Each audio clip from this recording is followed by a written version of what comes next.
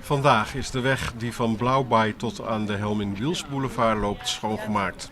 Die ziet er normaal gesproken zo uit. Maar na vandaag nooit meer.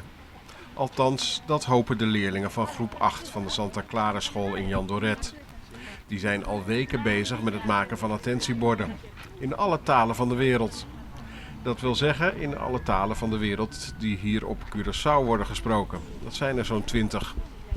Vanochtend vroeg zijn ze opgehangen langs de weg, te wachten op de formele onthulling aan het begin van het sluipweggetje bij Blauwbaai. Die onthulling is goed voorbereid door de kinderen. Bijna alle kranten en televisiestations hebben hun fotografen en cameramannen gestuurd.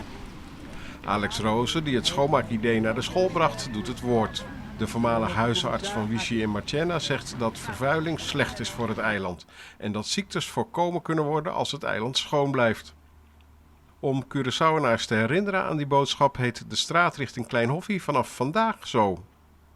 En nu maar kijken of we met z'n allen kunnen lezen. En zo niet, luister dan even heel erg goed. In het pavimento?